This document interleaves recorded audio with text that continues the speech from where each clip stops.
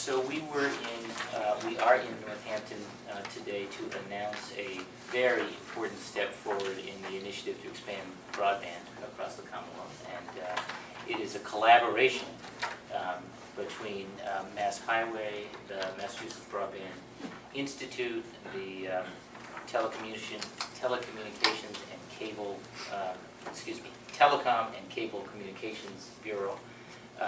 So a bunch of different agencies, and it positions us very well for application for the broadband money in the Recovery Act as well.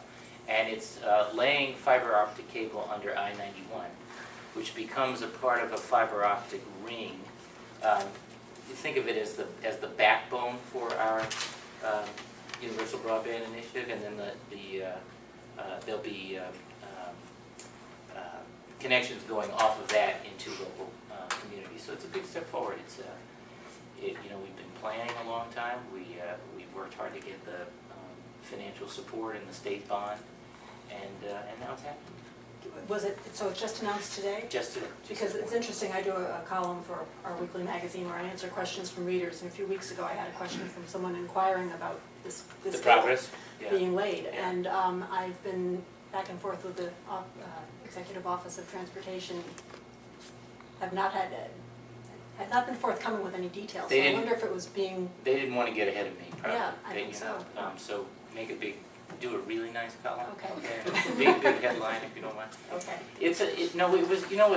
What was great about today is that we had some business owners. We had someone from Bay State Medical Center there talking about what it means in their lives and their work to have access to high-speed broadband. Because I think that sometimes, maybe less so in Western Massachusetts, but it's an issue back in Eastern Massachusetts where there is broadband. People think of it as a policy debate and not a question of economic development, educational expansion, adequate health care.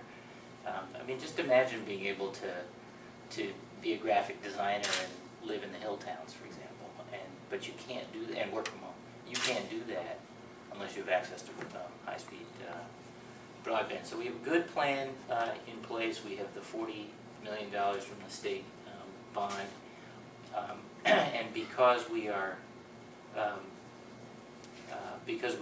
been ahead of the curve, if you will, on this, we're very well positioned to take advantage of the Recovery Act money as well, which has a multiplier. In fact, we are ahead of every other state in the nation in terms of having a coherent plan in place and having it costed out. So when the application is due on the 14th of August, I think the decisions are made within 60 days thereafter, so that'll give us a chance to really turbocharge what we are trying to do across the state. And that extra federal money is needed to make the broadband project come to be? I think it means that we can do it faster.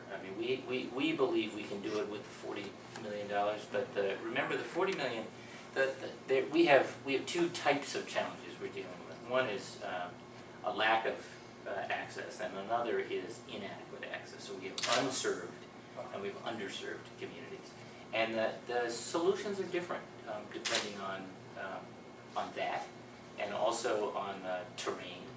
And so what $40 million will buy us, I would say we have more unserved communities in Western Massachusetts.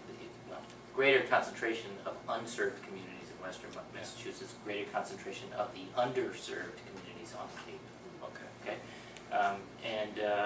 The solutions are different depending on that, and also on terrain and so on. And so, for example, in some places, where you want to get to in the end is, I should even hesitate in saying this, but let me explain why I'm hesitating. What I was going to say is where you want to get to is a cable plugged into your computer in the fastest possible speed. The reason I hesitate is because the technology is changing so fast, that may not be where we want to get to. We just want to get to whatever highest speed, most efficient, broadest band is. For some communities, there's going to be an interim step that may not be the ending. And the $40 million would assure that everybody gets something. The multiplier may mean that we can get to the end game faster. But the biggest spend on all of this is what's called the last mile. You probably heard that term in your work on this, if you've written that. This is the view in the, hey. You beat me here. So he said,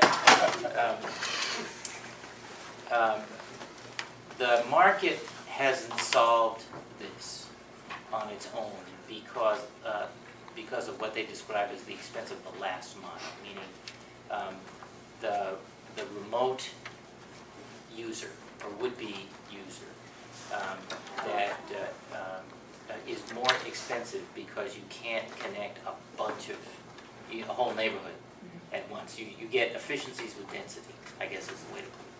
So it's the same issue, by the way, that the nation confronted in electrification. And that's why the rural electrification project during Roosevelt's time, it was about the government stepping in and creating incentives for that last mile. Not paying for it all, but creating the incentives to do the last mile. And this is really what this is built on.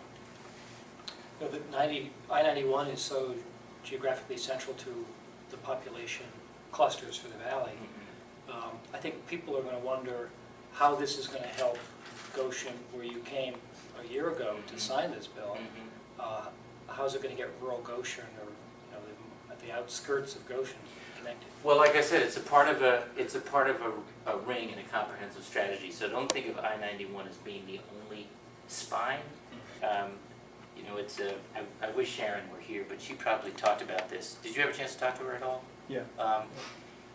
But there's a part that comes under the pike that connects with I-91. There's a data center that we're putting in Springfield. That's a hub on this as well.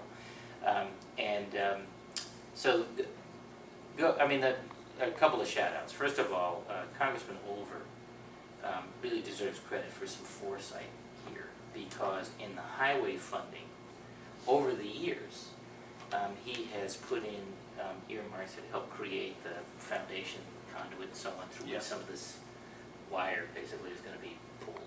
So that's really good. I-91, like the pike, are important to us because we already own a right-of-way. So it speeds up. You can imagine you're having to acquire property rights and so on in order to lay this cable. Any place where you own it already, and where the right-of-way is, where there's room for the right-of-way to lay the cable, or where there's conduit already, means we can do it faster. In other words, we're not having to negotiate with a landowner for acquisition of some property. And I can't answer the question. Sharon Gillette from the MBI, on how we get from 91 over to Route 2 over to Goshen or what have you. She can. It's not for lack of an answer. It's just not.